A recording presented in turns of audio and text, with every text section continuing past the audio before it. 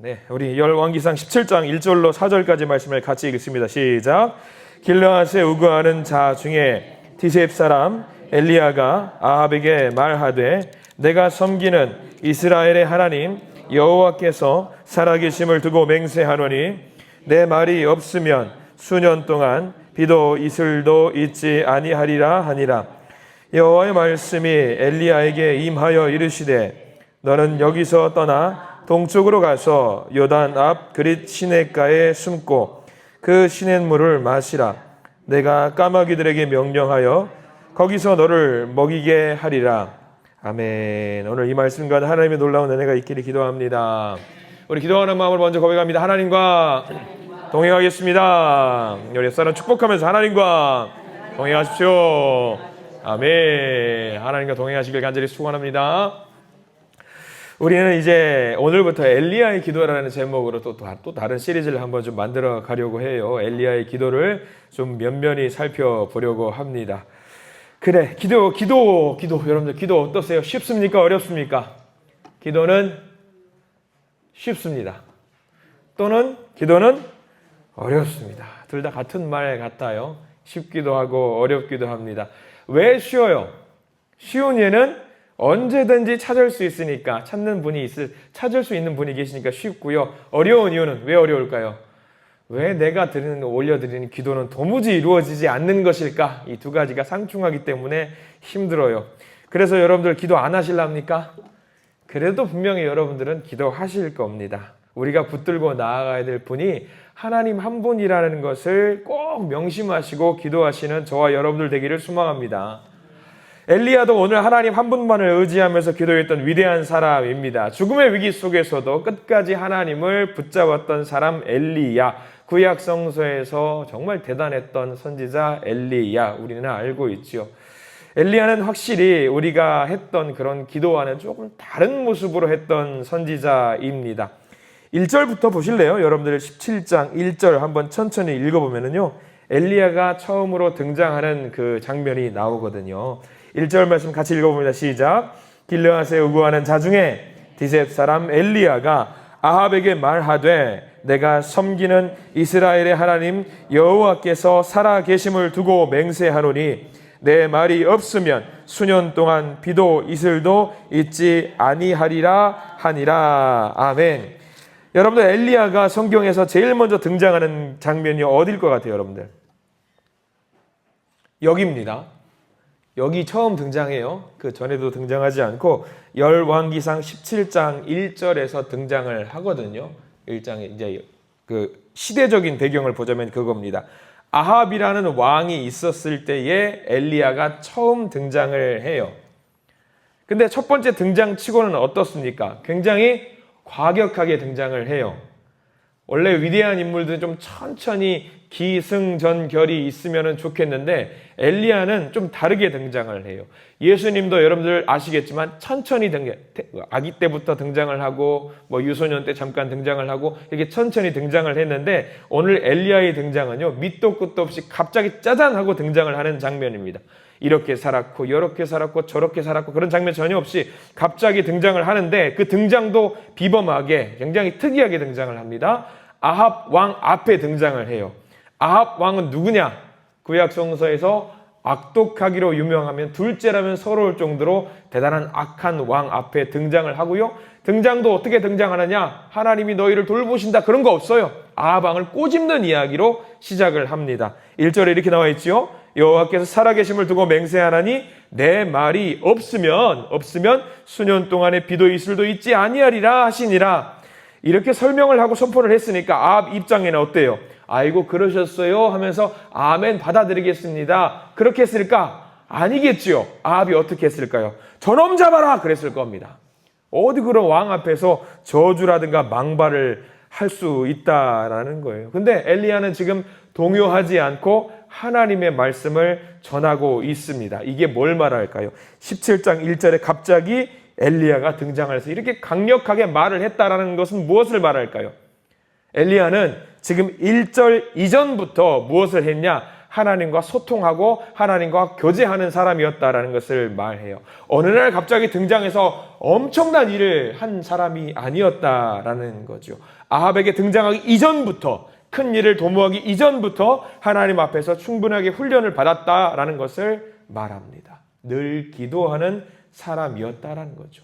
이때부터 기도했다라는 것이 아니라 이 이전부터 하나님과 소통하면서 기도를 했던 사람, 기도로 단련되었다라는 사람인 것을 말해요.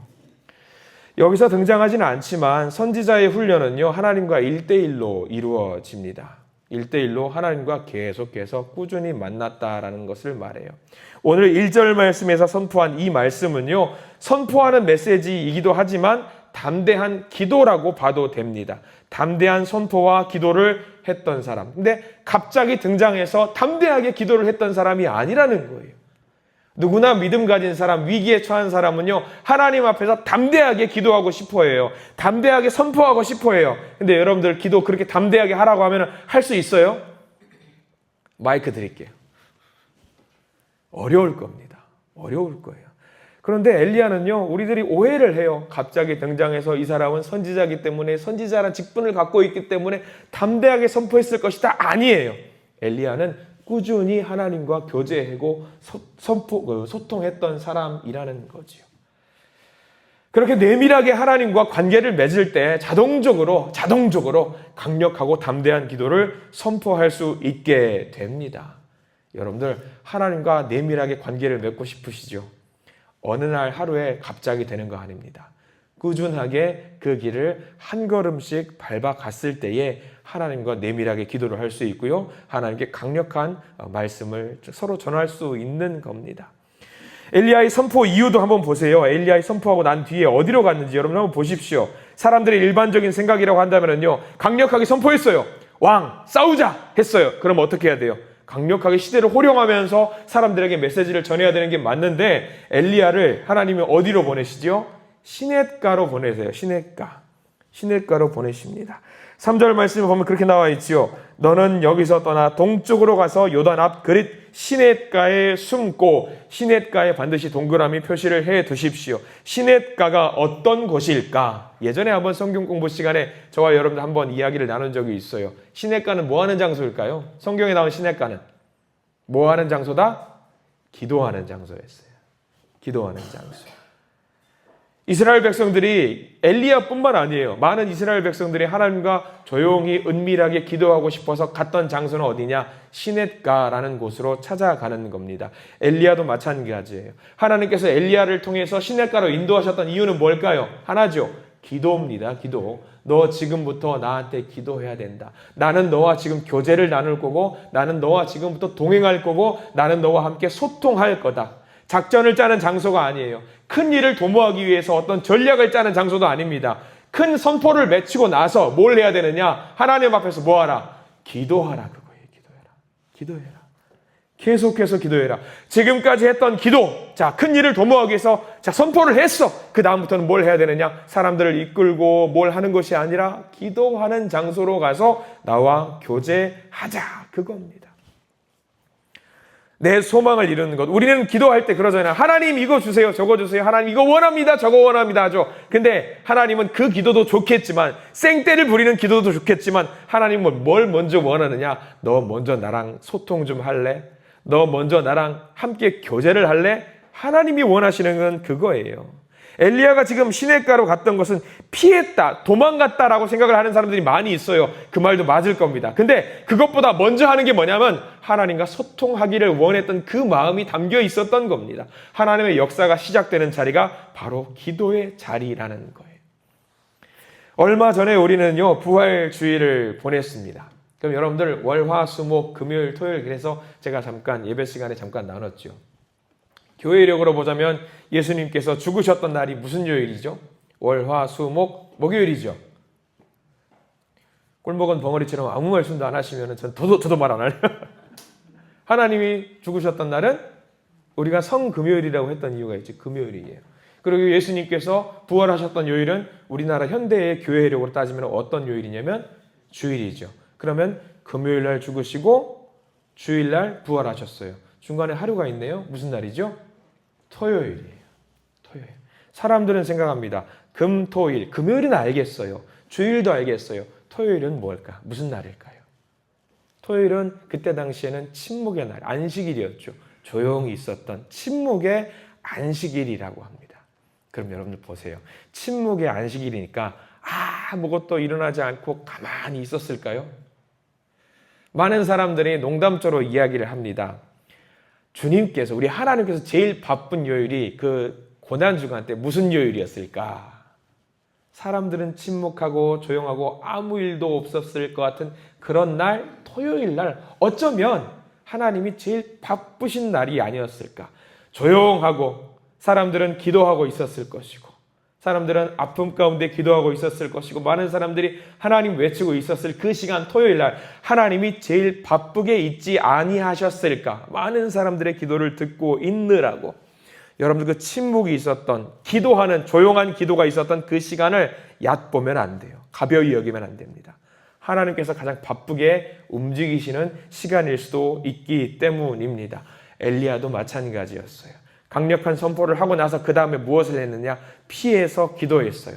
도망 다녔다라고 이야기를 할 수도 있겠지만 그 시간에 엘리야는 뭐 했냐? 침묵 가운데 하나님과 소통하기 위해서 기도했던 거예요. 그 기도를 들으시고 하나님은 큰 그림을 그려나가고 있으셨던 거죠.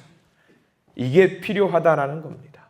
갑자기 기도하려고 하면 안 됩니다. 평소에 꾸준히 기도로 무장이 되어 있는 자가 하나님께 기도할 수 있고 담대하게 하나님께 외칠 수가 있는 겁니다.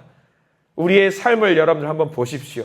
평소에 아무 연락 없다가 갑자기 연락해서 카카오톡 보내서 나 우리 아들 이번에 결혼하는데 와줘라 라고 하면 갈래요 말래요 여러분들? 평소에 연락 전혀 안 하다가 갑자기 나 아들 결혼해, 내 딸 결혼해, 그럼 가요 안 가요? 너도 안 왔잖아 하고 넘어가잖아요.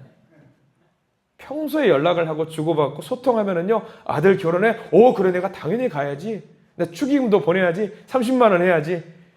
대단한 관계가 있는 사람이자 30만 원이.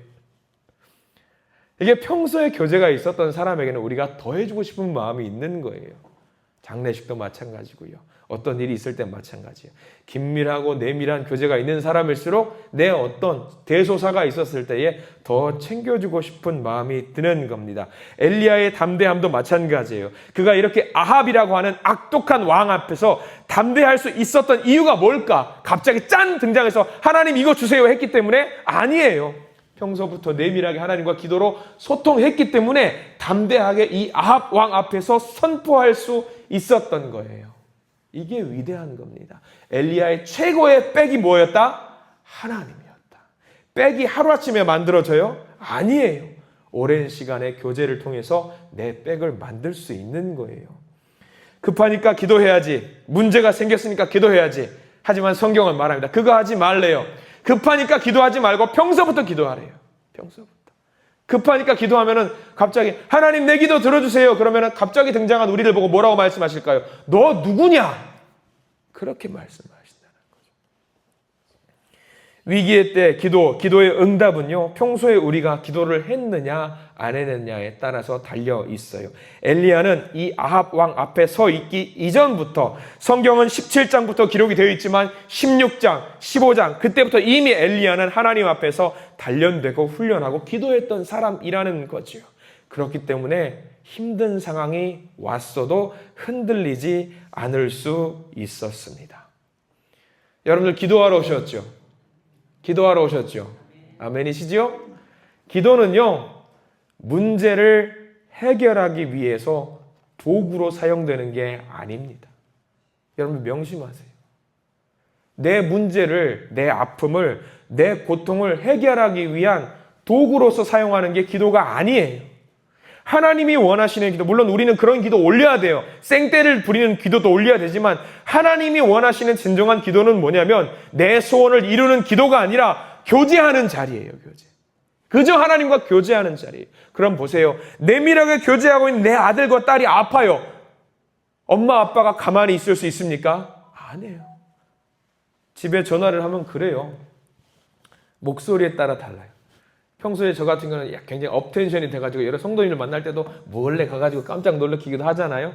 그럼 기분이 좋아 있는 상태, 여러분들 그 제 기운을 보고 무슨 생각하세요? 애 떨어졌다고 이야기를 하시긴 하지만 속으로 좋으시면서 다 알아요. 집에서 저희도 어머니가 그런 기분으로 통화할 때가 있어요. 기분 좋을 때. 어머니 나 전화 왔어요. 어머니 뭐해요? 그럼 막 이러면서 아이고 우리 아들 우리 강아지 기분이 좋구만 그래요. 근데 어느 날은 어머니 뭐예요? 그래 전화해요. 그럼 대번에 뭐라고 마시냐 어머니가 뭔 일 있냐? 뭔 일 있냐? 그래요.